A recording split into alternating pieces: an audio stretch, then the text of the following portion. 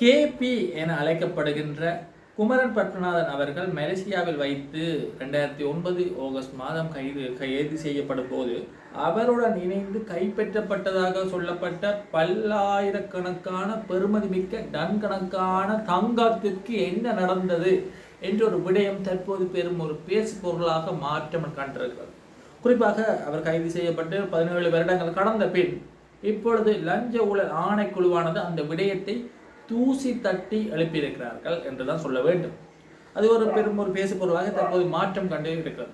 எல்லோருக்கும் தெரியும் கேபி என்பவர், அதாவது குமரன் பத்மநாதன் என்பவர் 2009 வரை விடுதலை புலிகளுடைய சர்வதேச நிதி பொறுப்பாளராக காணப்பட்டார். 2009 யுத்தம் மௌனிக்கப்பட்ட பின் தன்னை மாற்று தலைமையாக அறிவித்தார் என்ற ஒரு கருத்தும் நிலவுகிறது. ஆயினும் அவர் அறிவித்திருந்தாலும் ஆகஸ்ட் மாதம், அதாவது 2009 ஆகஸ்ட் மாதம் அவர் கைது செய்யப்படுகிறார். மலேசியாவில் வைத்து இலங்கை பாதுகாப்பு படையினரால் அவர் கைது செய்யப்பட்டவர் இலங்கைக்கு கொண்டு வரப்படுகிறார். இலங்கைக்கு வந்த பின் அப்பொழுது ஒரு பேசு பொருளாக காணப்பட்டது. அந்த அவருடன் சேர்த்து பல்லாயிரக்கணக்கான பெறுமதி மிக்க டன் கணக்கான தங்கமும் கைப்பற்றப்பட்டிருந்தது ஒருவென்று கூறப்பட்டிருந்தது. ஆயினும் அது பிற்பட காலங்களில் அது எங்கு சென்றது என்ற ஒரு கருத்து வெளிப்படையாக மக்கள் மத்தியில் முன்வைக்கப்படவில்லை. இது ஒரு புறம் இருக்க, அவர் கைது செய்யப்பட்டு இலங்கைக்கு வந்த பின் அவர் அரசாங்கத்துடன் இணைந்து செயற்பட்டார் என்ற ஒரு விமர்சனம் காணப்படுகிறது. அதே நேரத்தில் அரசாங்கத்துடன் இணைந்து பாதிக்கப்பட்ட மக்களுக்கு பல வகையில் உதவினார் என்ற ரீதியிலும் ஒரு விடயம் காணப்படுகிறது. ஆயினும் அவர் இலங்கைக்கு வந்த பின் அரசியல் மற்றும் சமூக சேவையில் ஈடுபட்டார் என்ற விடயம் காணப்பட்டிருந்தது. ஆயினும் பிறகு அவருடைய விடயங்கள் என்ன நடந்தது என்றது அது ஒரு பேசு பொருளாக மாற்றம் காணாமல் அது ஒரு காணா நீராக மாற்றம் காணுகிறது. அவருக்கு என்ன நடந்தது என்றவருடைய பெரும்பொருளாவில் பேசப்படவில்லை. இவ்வாறு இருக்கைதான் அப்பொழுது பெரும் ஒரு பேசு பொருளாக காணப்பட்ட ஒரு விடயம்தான் அவர் கைது செய்யப்படும் போது அவருடன் நினைத்து டன் கணக்கான தங்கங்களும் கைப்பற்றப்பட்டது. அப்பொழுது கைப்பற்றப்பட்ட அந்த தங்கமானது இலங்கையில் இப்ப இருக்கிற கிட்டத்தட்ட பொருளாதார நிலைகளை கூட முழுமையாக நீக்கக்கூடிய அல்லது சமாளிக்கக்கூடிய பெறுமதி மிக்க தங்கங்கள் என்று கருதப்படுகிறது. அப்படிப்பட்ட தங்கத்துக்கு என்ன நடந்தது, அவர் உண்மையாகவே கைப்பற்றப்பட்டதா அல்லது அது காணாமல் போயிட்டா என்ற ஒரு விடயம் தான் இப்பொழுது ஒரு பேசு பொருளாக மாற்றம் கண்டிருக்கிறது. குறிப்பாக நேற்றைய தினம் இந்த தங்கம் தொடர்பான வாக்குமூலத்தை பெறுவதற்காக லஞ்ச ஊழல் ஆணைக்குழுவுக்கு யார் அழைக்கப்பட்டிருக்கிறார் பார்த்தா சரத் பொன்சேகா இராணுவ தளபதி. அந்த 2009 யுத்தம் மௌனிக்கப்பட்ட சூழ்நிலையில இராணுவ தளபதியாக இருந்த சரத் பொன்சேகா நேற்றைய தினம் அழைக்கப்பட்டு வாக்குமூலம் பெறப்பட்டிருக்கிறார். குறிப்பாக வாக்குமூலம் வழங்கிய சரத் பொன்சேகா அவர்கள் ஊடகவியலாளரை சந்தித்து பல்வேறுபட்ட விடயங்களை முன்வைத்தார். அந்த விடயத்தின் அடிப்படையில் அவர் கூறிய முக்கியமான விடயம் என்னென்று பார்த்தால், கேபி அவர்கள் கைது செய்யப்படும் போது நான் இராணுவ தளபதியாக இல்லை என்ற ஒரு விடயத்தை தெரிவிக்கிறார். குறிப்பாக அவர் மேலும் தெரிவித்த விடயங்கள் என்னென்று பார்த்தால், கேபி அவர்கள் கைது செய்யப்பட்ட போது நான் இராணுவ தளபதி அல்ல, நான் பாதுகாப்பு படை தலைமை தளபதியாகவே இருந்தேன். ஆகவே அவரிடமிருந்து பொருட்கள் ஏதேனும் கைப்பற்றப்பட்டிருந்தால் அவற்றை பற்றிய விவரங்கள் என்னிடம் இல்லை. நான் அந்த ஆண்டு நவம்பர் மாதம் 16ஆம் தேதி பாதுகாப்பு படை தலைமை தளபதி பதவியிலிருந்தும் ஓய்வு பெற்றுவிட்டேன். இதை தான் நான் ஆணையத்திடம் விளக்கினேன். இந்த விடயத்தில் எனக்கு எந்த ஒரு தொடர்பும் இருக்கவில்லை என்றார்.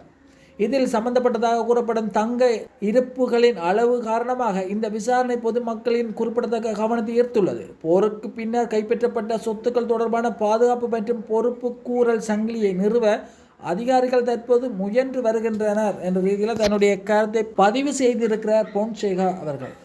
பாதுகாப்பு படை தலைமை தளபதியாகத்தான் இருந்தேன் என்ற விடயத்தை தெரிவித்தவர். அப்ப இது அவர் கைது செய்யப்பட்டது தங்கம் கிடைத்தவர் பேசுபொருளாக இருந்தது. ஆனால் அதற்கு என்ன நடந்தது, அது அவருடன் சேர்த்து தங்கம் கைப்பற்றப்பட்டதா என்றது எனக்கு தெரியாது என்ற ஒரு மாதிரி தன்னுடைய கருத்தை பதிவு செய்திருக்கிறார். அப்ப இது ஒரு பெரும் ஒரு விடயமாக காணப்படுகிறது. குறிப்பாக என்று பல்வேறுபட்ட இடங்களில் எதுவாக இருந்தாலும் இந்த தங்கத்திற்கு என்ன நடந்தது என்ற ஒரு விடயம் 17 வருடத்திற்கு பின் பேசு பொருளாக மாற்றம் கண்டிருக்கிறது. குறிப்பாக 2015 முதலாம் மாதம் 8ஆம் தேதி ஜனாதிபதி தேர்தல் நடைபெற்றது. அந்த தேர்தலில் முன்னாள் ஜனாதிபதி மஹிந்த அவர்கள் தோல்வி அடைந்திருந்தார். அதே நேரத்தில் மைத்ரி அவர்கள் வெற்றி கண்டிருந்தார். இந்த சூழ்நிலையில லஞ்ச ஊழல் சார்ந்த விசாரணைகள் கொஞ்சம் சூடு பிடித்திருந்தது. ஆயினும் சரியான முறையில முன்வைக்காத காரணத்தினால் பல ஊழல் குற்றச்சாட்டு சுமத்தப்பட்டவர்கள் சுதந்திரமாக தெரிந்தார்கள், வெளியே வந்தார்கள் இலகுவாக.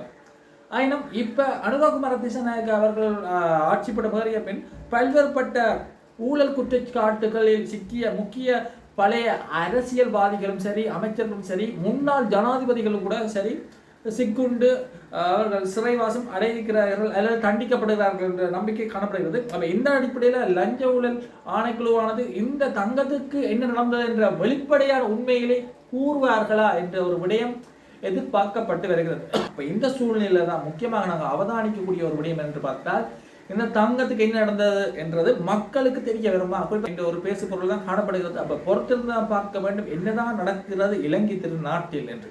இதே நேரத்தில் நாங்கள் இன்னொரு முக்கியமான விடயத்தை பார்க்கணும். முன்னாள் நாடாளுமன்ற உறுப்பினரும் தேசிய சுதந்திர முன்னணியின் தலைவருமான விமல் வீரவம்ச தன்னுடைய மனைவியை பிரிக்க போகிறார் 2 வருடத்திற்கு என்ற ஒரு விடயம் பெரும் ஒரு பேசு பொருளாக தென்னிலங்கையில் மட்டுமில்லாமல் வடகிழக்கிலும் ஆட்டி படைக்கிறது. குறிப்பாக சசி வீரவம்ச அவர்களுக்கு 2 வருட கால சிறை தண்டனை விதிக்கப்பட்டிருந்தது. குறிப்பாக முறையற்ற வகையில் பெற்றுக்கொள்ளப்பட்டது என கருதப்படுகின்ற கடவு சீட்டு, அதாவது ராஜதந்திர கடவு சீட்டை அவர் தன் வசம் வைத்திருந்தார் என்ற ரீதியில் அவருக்கு 2 வருட சிறை தண்டனை விதிக்கப்பட்டது. சட்டவிரோத வெளிநாட்டு கடவுச்சீட்டு விவகாரத்தில் சசி வீரவம்சவின் மேன்முறையீட்டு மனுவை நிராகரித்தது கொழும்பு மேல் நீதிமன்றம். குறித்த உத்தரவானது 6ஆம் மாதம் 11ஆம் தேதி 2026 கொழும்பு மேல் நீதிமன்ற நீதியரசர் மஞ்சுள திலகரத்னாவால் பிறப்பிக்கப்பட்டுள்ளது. சட்டவிரோத வெளிநாட்டு கடவு சீட்டை வைத்திருந்த குற்றத்திற்காக சசி வீரவம்சவுக்கு விதிக்கப்பட்ட தண்டனை தொடர்பாக அவர் தாக்கல் செய்த மேல்முறையீட்டை கொழும்பு மேல் நீதிமன்றம் தள்ளுபடி செய்தது. இதன் அடிப்படையில் குறித்த மனு மீதான தீர்ப்பை அறிவித்த கொழும்பு மேல் நீதிமன்ற நீதியரசர் மஞ்சுள திலகரத்ன இந்த விவகாரத்தில் கொழும்பு நீதிமன்றம் வழங்கிய தீர்ப்பை உறுதி செய்வதாக குறிப்பிட்டுள்ளார். முறையற்ற ஆவணங்களை பயன்படுத்தி கடவுச்சீட்டு பெற்ற குற்றச்சாட்டில் குற்றவாளியாக காணப்பட்ட சசி வீரவம்சவுக்கு கடந்த 2022ஆம் ஆண்டில் கொழும்பு நீதிமன்றம் 2 வருட கடூழிய சிறை தண்டனையும் 1 லட்சம் ரூபாய் அபராதமும் விதித்து தீர்ப்பளித்திருந்தது. இந்த தண்டனையை மேலும் உறுதிப்படுத்தி இருக்கின்ற கொழும்பு மேல் நீதிமன்றமானது இந்த தண்டனையை உறுதிப்படுத்தி கொழும்பு மேல் நீதிமன்றமும் நேற்றைய தினம் தன்னுடைய அறிக்கையை வெளியிட்டிருக்கிறது. ஆகவே இவர் சிறை செல்ல போகிறார் என்று எதிர்பார்க்கப்படுகிறது. போலி ஆவணங்களை சமர்ப்பித்து இந்த ராஜதந்திர கடவு சீட்டை பெற்றார் என்ற ரீதியில் அவருக்கு அந்த தண்டனையானது உறுதிப்படுத்தப்பட்டிருக்கிறது. அப்ப 2 வருட காலம் அவர் சிறையில் இருப்பார் என்ற ரீதியில் பார்க்கப்படுகிறது. குறிப்பாக விமல் வீரவம்சம் தான் இந்த சிறுபான்மை மக்களுக்கு சார்பான ஏதேனும் தீர்மானங்கள் கொண்டு வரப்பட்டால் அதனை ஒரு பெரும் ஒரு பேசு பொருளாக்கி கொழும்பில் கூடாரங்களை அமைத்து கிட்டத்தட்ட போராட்டங்களை நடத்தி வருகிறார். குறிப்பாக ஒயிட்டனாரி தாக்குதலில் சுரேசாலை என்பவர் சிறையில் இருக்கிறார். அப்போ அவருக்கு விடுதலை செய்யணுமா அல்லது அவருக்கு நியாயம் வழங்கணும் என்ற ரீதியில் இப்போ கிட்டடியில் கொழும்புல பெரும் ஒரு கொட்டகையை அமைத்து தன்னுடைய போராட்டத்தை செய்திருந்தார். ஆயினும் அந்த போராட்டம் பயனளிக்காமல் அவர் தானே அந்த கொட்டகையை கலட்டி வீட்டை கொண்டு போயிட்டார். அப்போ இப்படி அவர் மீது பல்வேறுபட்ட விமர்சனங்கள் காணப்படுகிறது. அப்போ இப்படிப்பட்ட போராட்டக்காரருக்கு மனைவியின் துணை இல்லாமல் எவ்வாறு இருக்க போகிறார் என்பதனை நாங்கள் பொறுத்திருந்தால் பார்க்க வேண்டும். அவர் தொடர்ச்சியாக பார்ப்போம் இலங்கை திருநாட்டில் என்னதான் நடக்கிறது என்பதனை. நன்றி, வணக்கம்.